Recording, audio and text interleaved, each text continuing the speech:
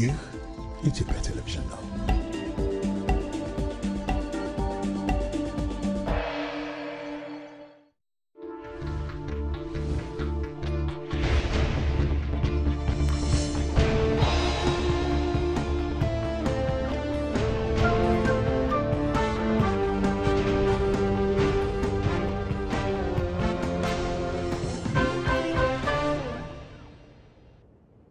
ጤና ይስጥልኝ እንደምን አመሻችሁ የተከበራችሁ ተመልካቾቻችን ከኢትዮጵያ ቴሌቪዥን የምዕራፍ 3 የኢቲቪ 57 ዜናዎቻችን ተጀምሯል።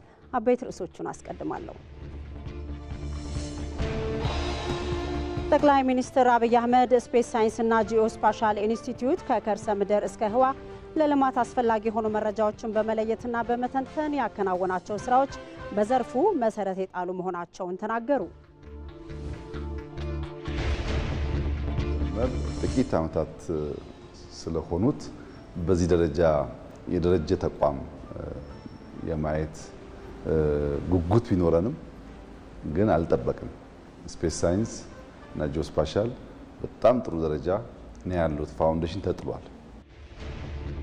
የጠቅላይ ሚኒስትር አብይ አህመድ የፈረንሳይና የጣሊያን ጉብኝት ሀገራቱ በኢትዮጵያ ኢንቨስትመንት ላይ ተሳትፏቸው እንዲጠናከር ከስምምነት የተደረሰበት እንደነበረ ተገለጸ።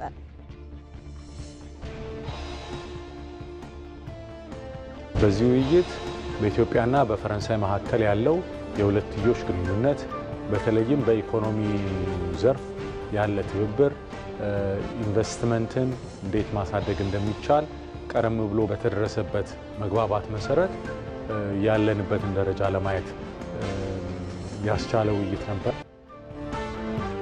የኤምፖክስ ስጋትነት በሀገር አቀፍ ደረጃ ዝቅተኛ መሆኑን የጤና ሚኒስትር ዶክተር መቅደስ ዳባ ገለጹ።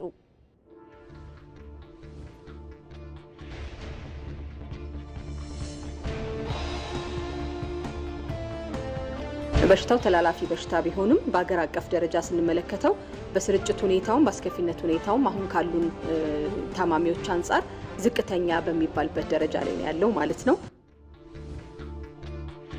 በእስራኤል በጥብቅ ከሚፈለጉት የሐማስ ሰዎች መካከል አንዱና በጋዛ የሐማስ መሪ ሆነው መሐመድ ሲንዋር መገደሉን የእስራኤል ጠቅላይ ሚኒስትር ቤንያሚን ኔታንያሁ ገለጹ።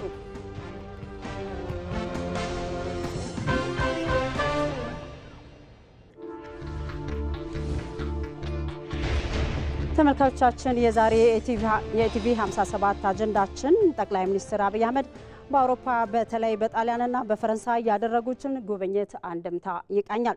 በዚህ ጉዳይ ላይ ተጨማሪ ማብራሪያ እንዲሰጡን እንግዳ በቀጥታ መስመራችን ላይ ጋብዘናል። እንግዳችን በሕዝብ ተወካዮች ምክር ቤት የኢትዮጵያ የአውሮፓ ህብረትና የምዕራብ አውሮፓ ሀገራት የፓርላማ ወዳጅነት ቡድን ሰብሳቢ አምባሳደር ዲና ሙፍቲ በቀጥታ መስመራችን ላይ ተገኝተዋል። አምባሳደርን አስቀድሜ አመሰግናለሁ። በኋላ ላይ መልሰን የምንገናኝ ይሆናል። ወደ ዜናዎች አልፋለሁ። ጠቅላይ ሚኒስትር አብይ አህመድ ስፔስ ሳይንስና ጂኦስፓሻል ኢንስቲትዩት ከከርሰ ምድር እስከ ህዋ ለልማት አስፈላጊ የሆኑ መረጃዎችን በመለየትና በመተንተን ያከናወናቸው ስራዎች በዘርፉ መሰረት የጣሉ መሆናቸውን ተናገሩ። ጠቅላይ ሚኒስትሩ በተቋሙ የስራ ክፍሎች የሚከናወኑ የመረጃ ትንተናና ምርመራ ስራዎችን ምልከታ አካሂደዋል። ሮዛ መኮንን ዝርዝር አላት። ሳይንስና ጂኦስፓሻል ኢንስቲትዩት ከምድር እስከ ህዋ ድረስ የሚገኙ መረጃዎችን በመተንተን የምርምር ስራዎችን የሚያከናውን ተቋም ነው። ተቋሙ በተለያዩ ዘርፎች የተዋቀረ ሲሆን ጠቅላይ ሚኒስትር አብይ አህመድ በየስራ ክፍሎቹ የሚከወኑ የመረጃ ትንተናና የምርምር ስራዎች ላይ ምልከታ አድርገዋል። ጠቅላይ ሚኒስትር አብይ አህመድ ኢንስቲትዩቱ ከተቋቋመ ጥቂት ዓመት ቢሆነውም በምድር በከርሰ ምድርና ህዋ ሳይንስን አስመልክቶ የሰራቸው ስራዎች መሰረት መጣል የቻሉ ናቸው ብለዋል። ከከርሰ ምድር እስከ ስፔስ ያለውን ለልማት አስፈላጊ የሆኑ ዳታዎች የመለየት አናላይዝ ማድረግና ለውሳኔ በሚያመች መልኩ ማቅረብ ነው አንዱ ስራቸው እና ሲጀመር ጥቂት ዓመታት ስለሆኑት በዚህ ደረጃ የደረጀ ተቋም የማየት ጉጉት ቢኖረንም ግን አልጠበቅም። ስፔስ ሳይንስ እና ጂኦስፓሻል በጣም ጥሩ ደረጃ ነው ያሉት። ፋውንዴሽን ተጥሏል። ከከርሰ ምድር ስንነሳ የት አካባቢ የከርሰ ምድር ውሃ እንዳለ ለመለየት የሚያስችል ጥናት እየሰሩ ይገኛሉ። ብዙ ቦታዎች ላይ በተለይ ከተሞች አካባቢ የከርሰ ምድር ውሃ በስፋት ያለበትን ለይተዋል። በምድር ላይ የት አካባቢ ሞር ግሪን የሆነ እንዳለ የት አካባቢ ሞር ለመታረስ ከውሃው ከአፈሩ ጸባይ አንጻር ምቹ እንደሆነ ምን ያክል የተጠቀምንበትና ያልተጠቀምንበት ሳይዝ በመሬት እንዳለ የሚለዩ በጣም ወሳኝ መረጃዎች አሏቸው። በስፔስ ሳይንስ ኢትዮጵያ ሶስተኛውን ሳተላይት ለማምጠቅ ስራዎች መጀመራቸውን የተናገሩት ጠቅላይ ሚኒስትሩ በዘርፉ የሰው ኃይል ማፍራት ላይ የተጀመሩ የስልጠናና ድጋፍ ስራዎች የሚበረታቱ መሆናቸውን ጠቁመዋል። በስፔስ ሁላችን እንደምናውቀው ባለፉት ጥቂት ዓመታት 2 ሳተላይት ወደ ምህዋር ልከዋል። ሶስተኛውን በምርምር ላይ ነው ያሉት። በሚቀጥለው ዓመት ወይም 2 ዓመት ውስጥ ሶስተኛው ሳተላይት ለኢትዮጵያ ለማምጠቅ አቅደው እየሰሩ ነው። ይሄም በጣም ደስ የሚል ዜና ነው። ይሄ ተቋም ከተፈጠረ በኋላ ነው ኢትዮጵያ እንግዲህ የስፔስ ሳይንስ ክለብ ውስጥ ተቀላቀለችው። ከዚህ በተጨማሪ የሂውመን ካፒታል ዴቨሎፕመንት ላይ ሰው ማዘጋጀት ላይ የስፔስ ሳይንስ እየሄደ ያለበት መንገድ በጣም ትምህርት ሰጪ ነው። በአንድ በኩል በሃየር ኢንስቲትዩሽን በማስተርስና ፒኤችዲ ያስመርቃል፣ ተማሪዎች ያዘጋጃል።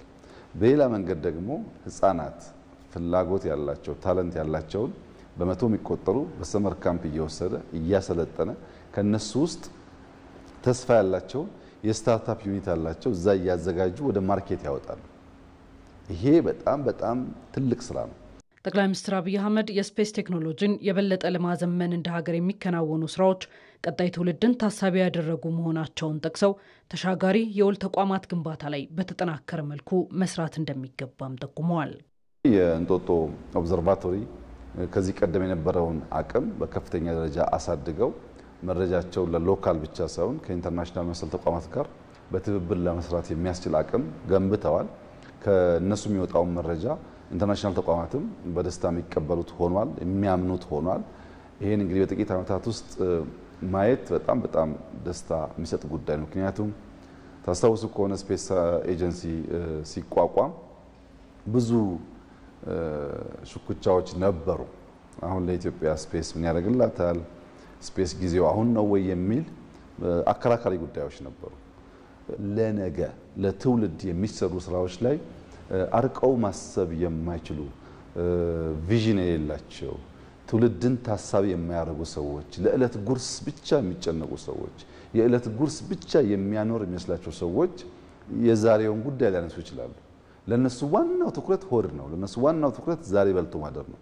ዛሬ በልቶ ማደር አያስፈልግም አይደለም፣ ዛሬ በልቶ ማደር ያስፈልጋል። ነገር ግን ትውልድ እንዲቀጥልም ታስቦ ሊሰራ ይገባል። ኢትዮጵያ በብዙ መልኩ ለነገው አስባ እየሰራች መሆኑን የተናገሩት ጠቅላይ ሚኒስትር አብይ አህመድ ነገን አስቦ ተግቶ መስራት እንደሚገባም አሳስበዋል። ነገን እያሰብን ዛሬ ተግተን መስራት ያስፈልጋል። የዛሬ ጉዳት፣ የዛሬ መቸገር፣ የዛሬ መጉደል የተሻለ ነገን ለልጆቻችን መፍጠር እንደሆነ እያሰብን መኖር ያስፈልጋል።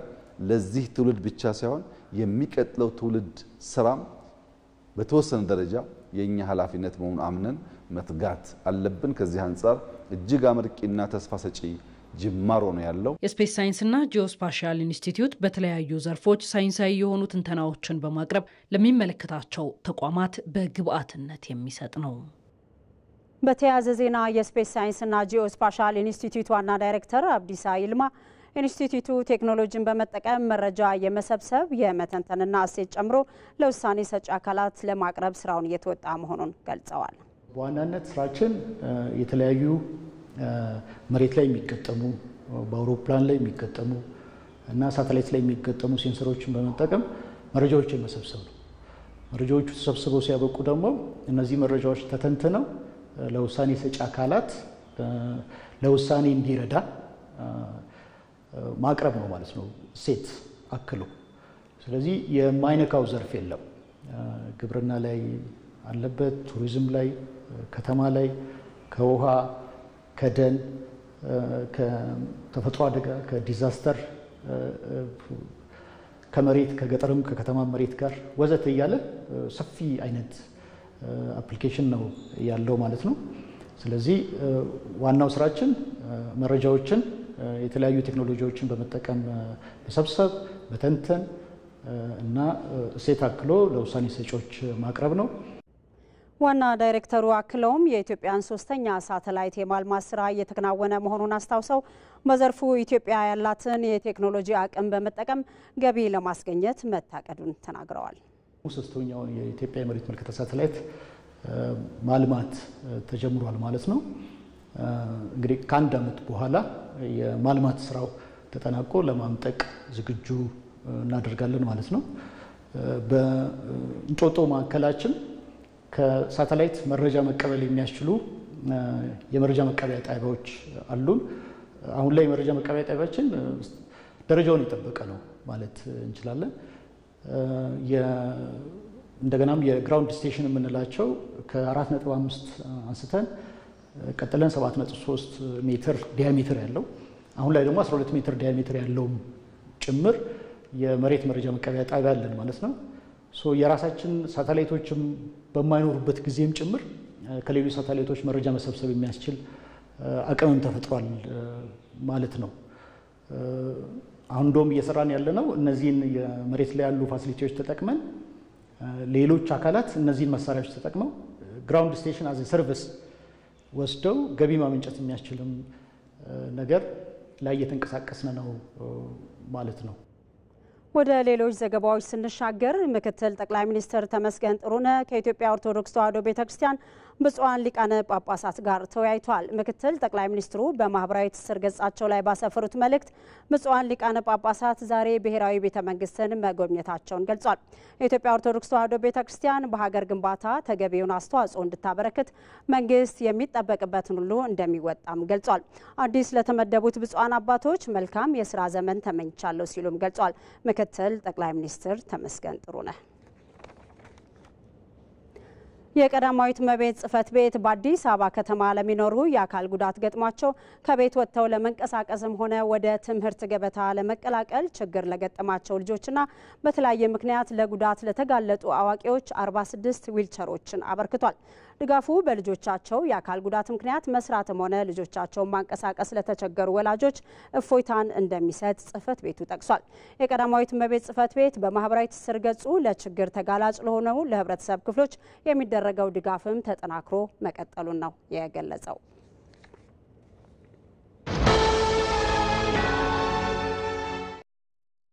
ኃላፊነቶች ሲበዙ ዘመናዊ መፍትሄ መጠቀም ብልህነት ነው። አዲሱ ሲቢ ብር ፕላስ የገንዘብ ዝውውር ባህሉን ይበልጥ ሊያዘመን መጥቷል። ለተለያዩ ሰዎች ገንዘብ ለመላክ ጊዜ መፍጀት ቀርቷል። ተሻሽሎ የመጣው ሲቢ ብር ፕላስ በአንዴ ለብዙ ሰዎች መላክ ያስችላል።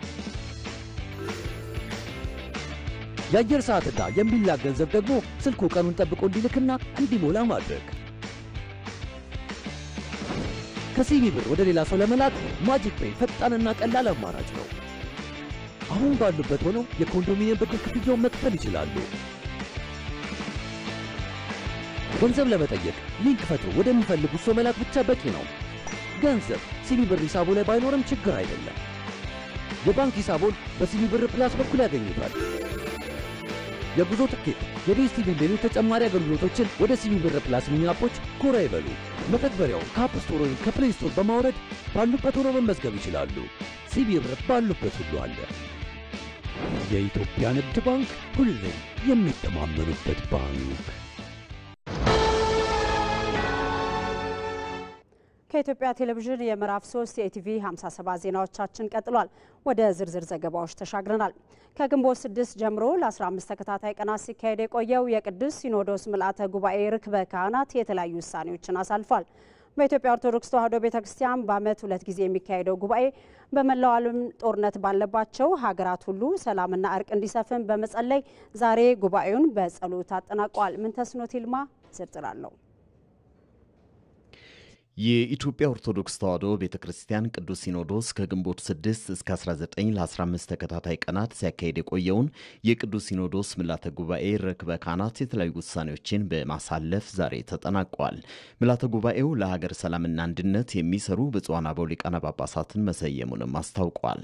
ኮሚቴውም ዘላቂ ሰላምንና አንድነትን ለማስፈን የዜጎችን ሕይወት እየነጠቀ ያለው ግጭት እንዲቆም ጥረት እንዲያደርግ የቅዱስ ሲኖዶስ አባላትን ባካተተ መልኩ በየደረጃው የምክክርና የግንዛቤ ማስጨበጫ ስልጠና ውይይቶችንና የጥናት መድረኮችን እንዲያዘጋጅ አፈጻጸሙንም በየ3 ወሩ ለቋሚ ሲኖዶስ ሪፖርት እንዲያደርግ ቅዱስ ሲኖዶስ ወስኗል።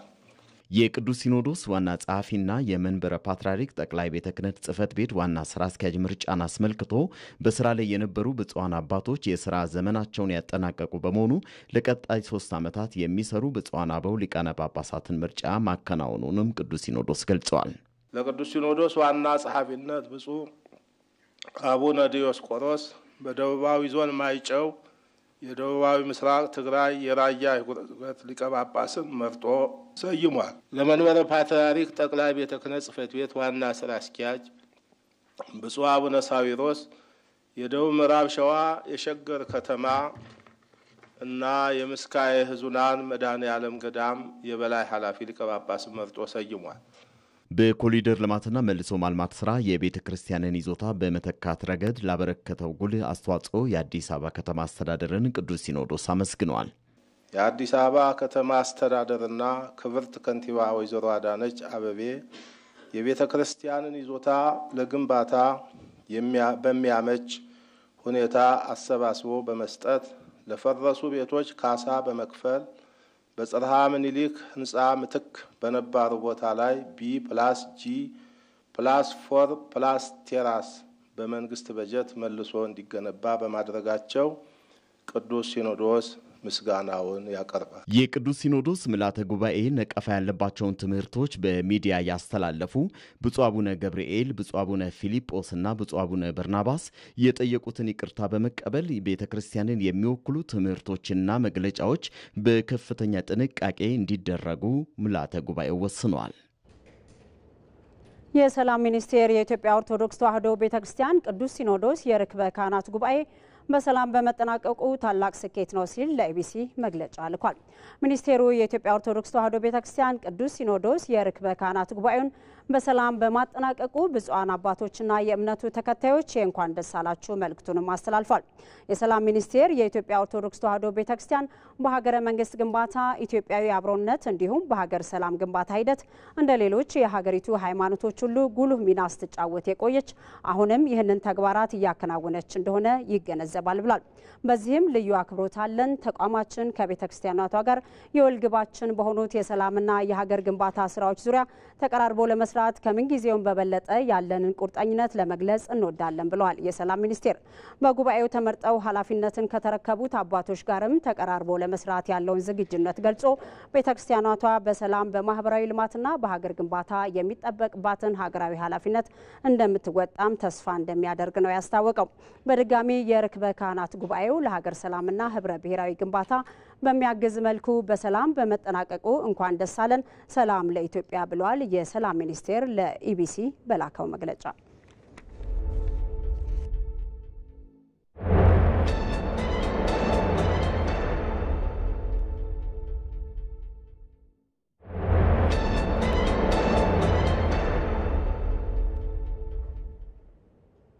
ወደ አጀንዳ ዘገባችን ተሻግረናል። የጠቅላይ ሚኒስትር አብይ አህመድ የፈረንሳይና የጣሊያን ጉብኝት ሀገራቱ በኢትዮጵያ ኢንቨስትመንት ላይ ተሳትፏቸው እንዲጠናከር ከስምምነት የተደረሰበት እንደነበረ ተገለጸ።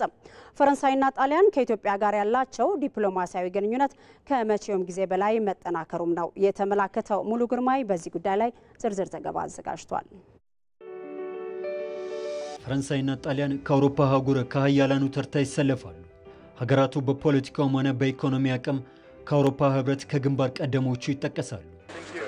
ታዲያ ኢትዮጵያ አሁን ላይ ከነዚህ ሀገራት ጋር ያላት ዲፕሎማሲያዊ ግንኙነት ከመቼውም ጊዜ በላይ የተጠናከረበት ስለመሆኑ ይገለጻል። ሀገራቱ መሪዎች በኢትዮጵያ ጉብኝት በማድረግም ያላቸውን ግንኙነት ለማጠናከር ከስምምነት የደረሱበትም ነው። ከሰሞኑም የኢትዮጵያው ጠቅላይ ሚኒስትር አብይ አህመድ በሁለቱ ሀገራት ይፋዊ ጉብኝትን አካሂደዋል። ከ2010 ወዲህ ኢትዮጵያና ፈረንሳይ በሁለትዮሽ ግንኙነታቸው መጠናከር ላይ አበክረው ሰርተዋል። የሀገራቱ ግንኙነት ብዝሃ ዘርፍ ወዳለው ጠንካራ ግንኙነት የተሸጋገረና ይበልጥ ለማጠናከር ከስምምነት የተደረሰበት ውይይትም በመሪዎቹ ተደርጓል።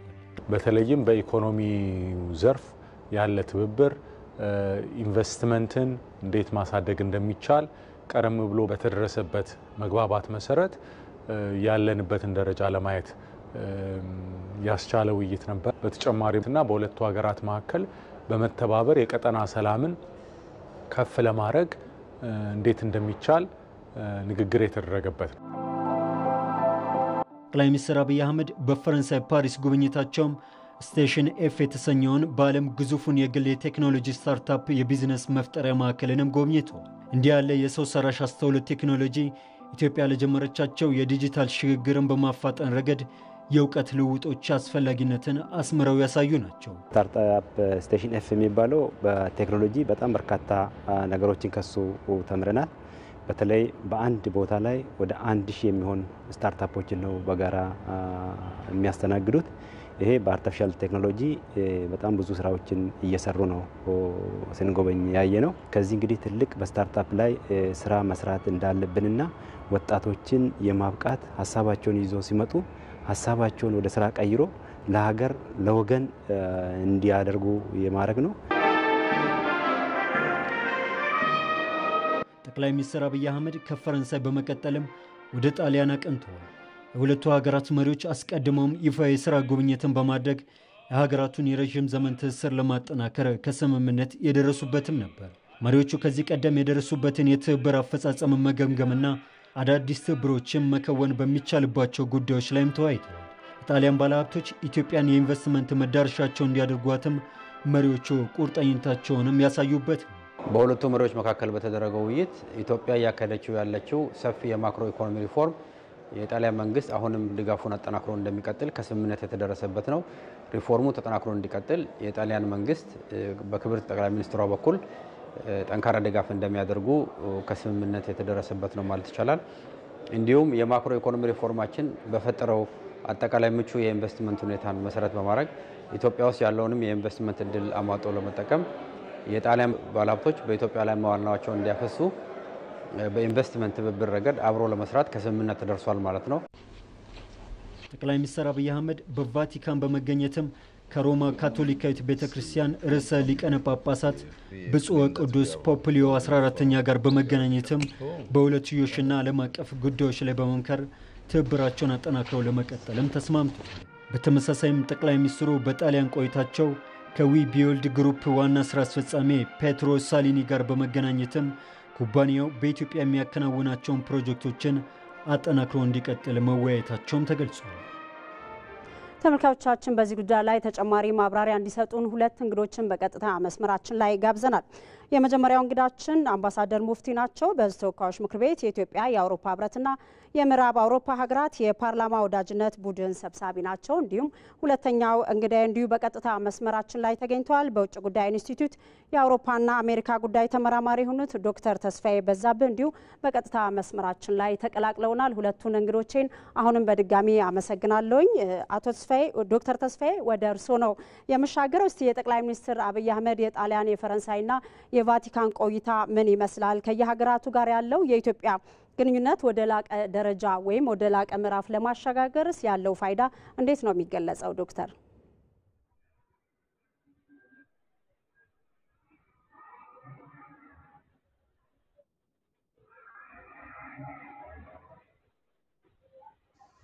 እሺ፣ እንደምናመሻችሁ እጅግ አድርጌ አመሰግናለሁ። አልጋነሽ ጠቅላይ ሚኒስትራችን ቀደም ብለው ወደ ኤዥያ ሀገራትና አሁን ላይ ደግሞ የተለያዩ የአውሮፓ ሀገራትን ጎብኝተዋል። በተለይ ጣሊያን እና የፈረንሳይ ጉዟቸው ለሀገራችን የዲፕሎማሲ ሁኔታ ትልቅ ጉዳዮችን ይዞ የሚመጣና ትልቅና ጠንካራ የሚሆን ግንኙነቶችን መፍጠር የሚያስችል መድረክ ነው ብዬ አምናለሁ። እንደሚታወቀው ኢትዮጵያና ጣሊያን በትምህርቱ ዘርፍ ለአብነት ያህል ከጥር 2017 ጀምሮ በጋራ ለመስራት በሚያስችል ስምምነት ነበራቸው። በተለይም የኢትዮጵያ ዩኒቨርሲቲዎች ራስ ገዝ ከማድረግ አንጻር እንደዚሁ የእርዳታ ስምምነት፣ በአካባቢ ጥበቃዎች በቆላማና እንደዚሁ አካባቢዎች የአካባቢ ጥበቃ ስራዎችን ከመስራት አንጻር ለሴቶችና ህፃናት በተለይ ሴቶች ኢኮኖሚያዊ ተጠቃሚነታቸውን ለማረጋገጥ እና በህገወጥ የሰዎች ዝውውር መደበኛ ፍልሰትን በመደገፍ በውጭ ህጋዊ ስራ ሰዎችን ከመስጠት አንጻር ቀደም ብለን በሀገርም የጀመርናቸውን ስራዎች ሴመንት የሚያደርግልን ጉዳይ ነው። ይህንንም ጉዳይ ጠቅላይ ሚኒስትራችን በደንብ አጠናክረው የሄዱበት ነው። ጠቅላይ ሚኒስትሩ በተለይ በባለብዙ ወገን በመተግበር ላይ ያለውን እና አሁን ላይ የያዝነውን አዳዲስ የትብብር መስኮችን በተሻለ የኢንቨስትመንት መጠን ከመከወን አንጻር የተለያዩ ጉዳዮች ላይ ተነጋግረዋል። ይህም ለሀገራችን የዲፕሎማሲ የሚሄድበት የዲፕሎማሲ ስርዓት ትልቅ አስተዋጽኦ ይዞ የሚመጣ ነው። በጤናው ዘርፍ በግብርናውም እንደዚሁም በተለያዩ በባህላዊ እና ቅርስ ጥበቃ ዙሪያም ላይ ትልቅ ትሩፋቶችን ይዞ የሚመጣ ነው ብዬ አምናለሁ። ወደ ፈረንሳይም ስንሻገር ግንኙነታችን ቀደም ብሎ ነው ከፈረንሳይ ጋር የነበረው 17ኛው ክፍለ ዘመን ጀምሮ የነበረ ጠንካራ ግንኙነት ነው ያለን። በተለይም በቅርብ ጊዜ ወዲህ ጠቅላይ ሚኒስትራችን ወደ ስልጣን ከመጡ በኋላ በላሊበላ ውቅር አብያተ ክርስቲያን ተጋርጦ የነበረውን ችግር ከመፍታት አንጻር ትልልቅ ስራዎች ተሰርተዋል ማለት ይቻላል። ፈረንሳይ ጥንታዊ ታሪክና ባህል ያላት ሀገር በመሆኗ በኢትዮጵያ ጋር በባህል፣ በእምነት፣ በቋንቋ ያለን ግንኙነት ይበልጥ ለማጠናከር በኢኮኖሚም ረገድ ትልቅ ስራዎችን የሰራንበት ያለ ሁኔታ ነው ብዬ አምናለሁ። መልካም ዶክተር፣ መስመር ላይ ይጠብቁኝ፣ ተመልሼ እመጣለሁ። ይህንኑ ጥያቄ አምባሳደር ዲና ወደ እርስዎ ላምጣውና ጠቅላይ ሚኒስትር አብይ አህመድ በጣሊያን በፈረንሳይ እንዲሁም ደግሞ በቫቲካን ቆይታ ባደረጉበት ወቅት በዘርፈ ብዙ ጉዳዮች ዙሪያ በተለይ ደግሞ የሁለትዮሽ ግንኙነትን በሚያጠናክር መልኩ ከሀገራቱ መሪዎች ጋር ውይይት ያደረጉበት ሁኔታ ነበርና ይሄ የጠቅላይ ሚኒስትር አብይ ጉብኝትና ቆይታ እንዲሁም የተደረጉት ውይይቶች ያለውን የሁለትዮሽ ግንኙነት ወደ ላቀ ምዕራፍ ለማሸጋገር ያለው ፋይዳ እንዴት ነው የሚገለጸው? አምባሳደር በጣም አመሰግናለሁ። ክቡር ጠቅላይ ሚኒስትር ዶክተር አብይ በአሁኑ ሰዓት በተለያዩ የአውሮፓ ሀገሮች በተለይ በሁለቱ በተጠቀሱት በፈረንሳይና በጣሊያን ያደረጓቸው ጉብኝቶች የኢትዮጵያን የውጭ ግንኙነት አድማስ በማስፋት ረገድ ከፍተኛ አስተዋጽኦ አለው። የኢትዮጵያን የውጭ ግንኙነት በተለይ ከዚህ ቀደም ከኢትዮጵያ ጋር ግንኙነት ካላቸው ሀገሮች ጋር አድማሱን ከማስፋትም አልፎ የግንኙነቱን የጠለቀ ጥልቀት ያለው ለማድረግ ነው የሚጠቅመው። በአጠቃላይ የኢትዮጵያን ብሔራዊ ጥቅም በተለያዩ መስኮች ለማስጠበቅ ለሚደረገው ጥረት በሀገር ደረጃ ትልቅ አስተዋጽኦ የሚያደርግ ነው የሚሆነው። ተጠቅሷል ቀደም ሲል በተናገሩት ኮሊጎች በንግድና በኢንቨስትመንት ረገድ ከነዚህ ከሁለቱ ሀገሮች ጋር ከዚህ ቀደም የነበረውን ግንኙነት ወደ ላቀ ደረጃ ለማድረስ ይጠቅማል። በቴክኖሎጂ ሽግግር እንዲሁ ጠቀሜታ አለው። ምክንያቱም እነዚህ በቴክኖሎጂ አድቫንስ ያደረጉ ሀገሮች ናቸው።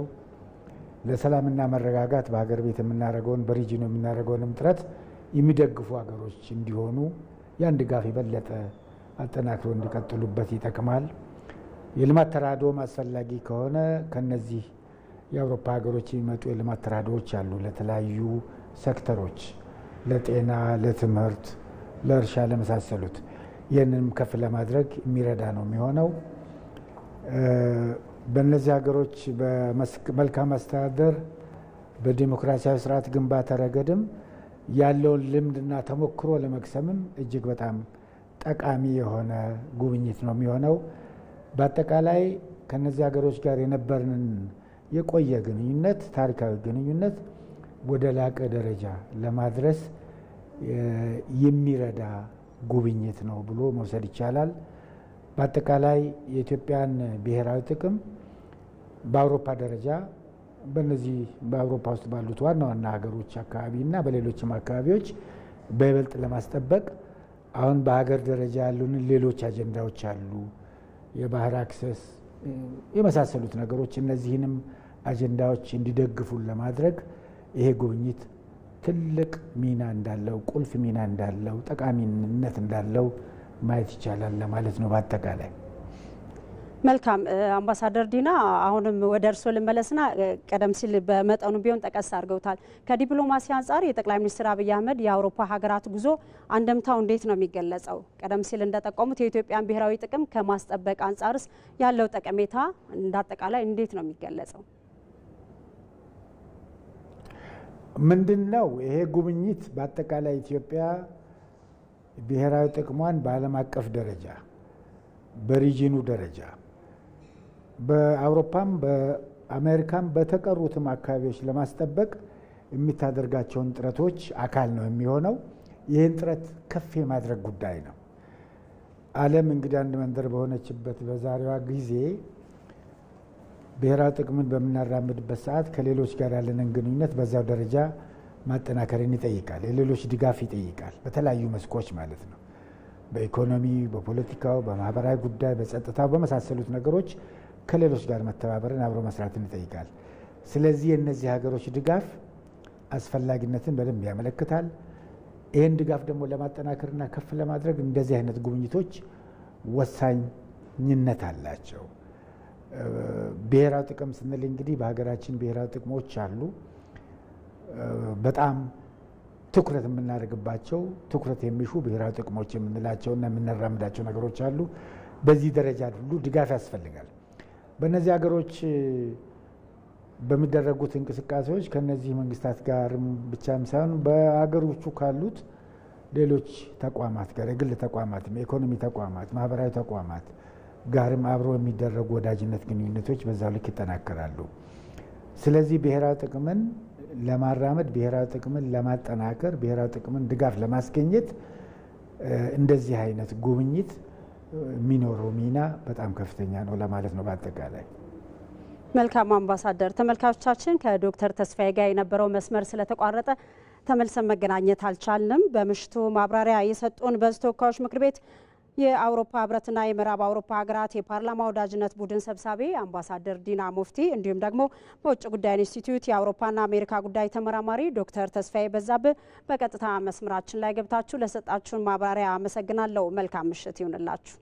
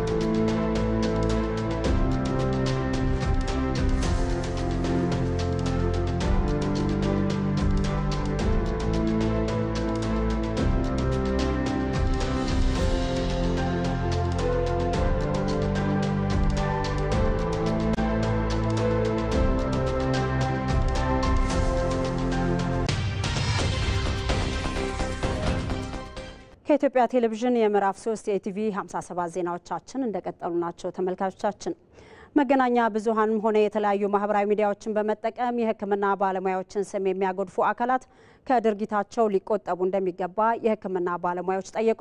ከአዲስ አበባ ከተማ ከተለያዩ ጤና ተቋማት የተውጣጡ የሕክምና ባለሙያዎች በተለያዩ ጉዳዮች ዙሪያ ከአዲስ አበባ ከተማ ከንቲባና ከተለያዩ የስራ ኃላፊዎች ጋር ውይይት አካሂዷል።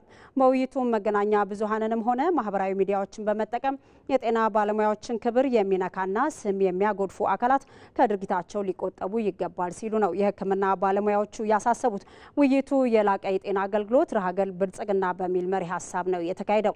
የጤና ባለሙያዎች ከውይይቱ ባለፈ በከተማዋ እየተከናወኑ የሚገኙ የተለያዩ ፕሮጀክቶችንም ጎብኝተዋል። ተመልካቾቻችን ውይይቱን የተከታተለው ባልደረባችን መሀሪ አለሙ በቀጥታ መስመራችን ላይ ይገኛል። ተጨማሪ መረጃዎችን ሊያደርሰን ነው። መሀሪ እንዴት አመሸ? እስቲ በውይይቱ የተነሱ አበይት ጉዳዮች ምን ነበሩ? ሀሳብህን አጋራን። አመሰግናለሁ አልጋነሽ። እንግዲህ ቀደም ብለሽ እንዳልሽው በዛሬው ዕለት የአዲስ አበባ ከተማ አስተዳደር ከተለያዩ የጤና ተቋማት ከተውጣጡ የጤና ባለሙያዎች ጋር ውይይቶችን አካሂዷል። እንደሚታወቀው እንግዲህ ከሰሞኑ ከተለያዩ ተቋማት ጋር ውይይት እያካሄደን የነበረው ላብነት የምንመለከት ከሰሞኑ ከንግዱ ማህበረሰብ አባላት ጋር ውይይት ተደርጓል። ከትላንት በስቲያም እንግዲህ ከመምህራን ጋር ውይይት ተደርጓል። እንግዲህ በዛሬው ዕለት ከጤና ባለሙያዎች ጋር ነው ውይይት የተካሄደው። እንግዲህ በዚህ ውይይት በዋናነት የጤና ባለሙያዎቹ አሉን የሚሏቸውን የተለያዩ ጥያቄዎች አንስተዋል። ለነዚህ ጥያቄዎች ደግሞ እንግዲህ ከንቲባ አዳነች አቤቤ እንዲሁም የተለያዩ የስራ ኃላፊዎችም ጭምር ምላሽና ማብራሪያ ሰጥተዋል ማለት ነው። እንግዲህ በዋናነት ከተነሱ ጥያቄዎች መካከል ዋና ዋናዎችን ስንመለከት በተለይ ከደሞዝ ማሻሻያ ጋር በተገናኘ ከጥቅማ ጥቅም ጋር እንዲሁም ከትርፍ ሰዓት ክፍያና ከነጻ ሕክምናም ጋር ጭምር የተነሱ ጥያቄዎች ነበሩ። እንግዲህ እነዚሁን ጥያቄዎች እንግዲህ በአጠቃላይ ከተማ አስተዳደሩ ጥያቄዎችን አይቶ የሚመልሳቸው ምላሾች ይኖራሉ። ከዚህ ባለፈ ደግሞ እንግዲህ ሌሎች ጥያቄዎችን እየተሰራ ባለው የጤና ሪፎርም ውስጥ የሚካተትና የጤና ሪፎርሙ ምላሽ የሚያመላክትባቸው ወይም ደግሞ ምላሽ የሚያስገኝባቸው ጉዳዮች ይኖራሉ ነው የተባለው። እንግዲህ እንደ አጠቃላይ ስንመለከት ወይም ደግሞ ውይይቱን ላይ እንደተባለው ማለት ነው በአጠቃላይ እንግዲህ እንደ ሀገር መሰል ጥያቄዎችን ለመመለስ ከተማ አስተዳደሩ የተለያዩ ተግባራትን እየሰራ ነው የሚል ነገርም ተገልጿል። አልጋነሽ አመሰግናለሁ። መሀሪ መልካም ምሽት ይሆንልህ። ጤናን ወደ ተመለከተ ሌላ ዘገባ እንሻገራለን። የኤምፖክስ ስጋትነት በሀገር አቀፍ ደረጃ ዝቅተኛ መሆኑን የጤና ሚኒስትሯ ዶክተር መቅደስ ዳባ ገልጿል። ሚኒስትሯ የኤምፖክስ ተጠቂ በኢትዮጵያ መመዝገቡ ተከትሎ አሁን ባለው ወቅታዊ ሁኔታ ላይ ለመገናኛ ብዙሃን ባለሙያዎች ማብራሪያ ሰጥተዋል። መስከረም ቸርነት ተከታትለዋለች። አብረን እንከታተል። አህጉሩም ይሁን በዓለም አቀፍ ደረጃ የህብረተሰብ ጤና ስጋት ተብሎ በዓለም ጤና ድርጅትና በአፍሪካ የበሽታ መከላከልና መቆጣጠር ማዕከል መገለጹ ይታወቃል። በኢትዮጵያ በኦሮሚያ ክልል ሞያሌ ከተማ አስተዳደር የአንድ ቤተሰብ አባላት 3 ሰዎች ላይ በሽታው ከተገኘ ወዲህ የቅኝትና የምላሽ ስራዎችን በጤና ሚኒስቴርና ህብረተሰብ ጤና ኢንስቲትዩት እንዲሁም ከክልል ጤና ቢሮዎች ጋር እየተሰራ መሆኑ ተገልጿል። እንግዲህ የመጀመሪያው ታማሚ ሆኖ የተገኘው የ21 ቀን ህፃን እንደነበረ በውጤታችን በተደረገው ላብራቶሪ አሳይቶናል። ያ እንግዲህ የ21 ቀን ህፃን እናቱንም ምርመራ አድርገናል በዛው ማለት ነው። ህፃኑን ባመጣች ጊዜ የእናትየውም የደም ውጤት እንደሚያሳየው ለዚህ ቫይረስ ተጋላጭ እንደነበረች ውጤቷ ያሳያል። እንዲሁም ደግሞ የልጁ አባት የከባድ መኪና አሽከርካሪ እንደነበረ በማወቅ ከዛም ደግሞ ወደ አጎራባች የነበሩ ሀገሮች ጉዞ እንደነበረው ካሉ መረጃዎች ያሳያል ማለት ነው። ለዛም የሶስተኛው ውጤት ትናንትና ባሳወቅነው መሰረት ከአባቱም የደም ምርመራዎችን አድርገን አባትየውም ውጤቱ እንደነበረበት ያሳያል ማለት ነው። ከሂስትሪውም ከወሰድነው የታማሚ ታሪክ ብለን ከምንላቸው ከሂስትሪውም ደግሞ የአባትየው እንደዚህ አይነት ሽፍታዎች ኖረውት ያሳለፈና ነገር ግን አሁን በህፃኑ ላይ ሲሆን ወደ ተቋም ይዘው እንደመጡ አሳውቀውናል ማለት ነው። ያ እንግዲህ አባትም እናትም አሁን ባሉበት ደረጃ ጤናቸው ልጅም ጭምር አሁን ያሉበት የጤና ሁኔታ ጥሩ ላይ ያለ እንደሆነ ያሳያል። በሽታው በንክኪና በመተንፈሻ አካላት ቅርርብ የሚተላለፍ እንደመሆኑ መጠን በሽታው በተገኘበት አካባቢ ከበሽታው ተጠቂዎች ጋር ቅርበት ያላቸው ሰዎች ላይ ምርመራ እየተደረገ መሆኑም ተገልጿል። የበሽታውን ስርጭት ለመቆጣጠርም በየብስና በአየር በሚደረጉ ጉዞዎች ላይም ቅኝት እየተደረገ ነው። ምልክት ያላቸው ምልክት የሌላቸውም ቢሆኑ የንክኪ ነገር ከነበራቸው የቅርብ ክትትል እየተደረገ ይሄንንም ቅኝታችንን እየቀጠልን ያለ ነው። በቀጣይ የምናገኛቸውን ሪፖርቶች ለህብረተሰቡ እያሳወቅን እንቀጥላለን ማለት ነው። እንዲሁም ደግሞ በድንበር አካባቢ እንደመሆኑ የዚህ ሞያሌ ከተማ አስተዳደር በሁለት ቦርደሮች መካከል ያለ ወይም ደግሞ የድንበር ቅኝትና ልየታ እንዲሁም ደግሞ የሕክምና ግንዛቤ ማስጨበጥ ሌሎች ስራዎች በአንድ ድንበር ብቻ የተገደበ ሳይሆን ብዙ ጊዜ እንደምንለው በሁለቱም ድንበሮች መካከል ያሉ የመረጃ መለዋወጥ አብሮ የመሰልጠን አብሮ ደግሞ መረጃዎችን የመቀባበል ስራ ይሰራል።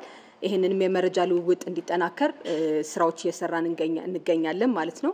አሁን ላይ በሽታው በዓለም አቀፍ ደረጃም ይሁን በአህጉር አቀፍ ደረጃ ባሉት 5 ወራት 78 በመቶ አድጓል ያሉት ጤና ሚኒስትሯ በሀገር አቀፍ ደረጃ የቅድመ ዝግጅትና የምላሽ ስራዎች በቅንጅት እየተሰሩ ነው ብለዋል። በአህጉር አቀፍም በሀገር አቀፍም ይህ በሽታ የስጋት ምንጭ ነው ከተባለበት ጊዜ ጀምሮ በድንበር አጎራባች በሮቻችን ላይ እንዲሁም ደግሞ በአየርም በየብስ መግቢያዎቻችን ላይ የቁጥጥር የመለየት እንዲሁም ደግሞ የጉዞ የንክኪ ወይም ደግሞ ከእንደዚህ አይነት ቦታዎች ላይ የመጡ ከሆነ ሂስትሪያቸውን እንዲመዘግቡ እያደረግን ቆይተናል። ይህም ተጠናክሮ ይቀጥላል ማለት ነው። በሽታው በዓለም አቀፍ ደረጃ የህብረተሰብ ጤና ስጋት መሆኑ የተገለጸ ቢሆንም አሁን ባለው ነባራዊ ሁኔታ በኢትዮጵያ የበሽታው ስጋትነት ዝቅተኛ መሆኑ ተገልጿል።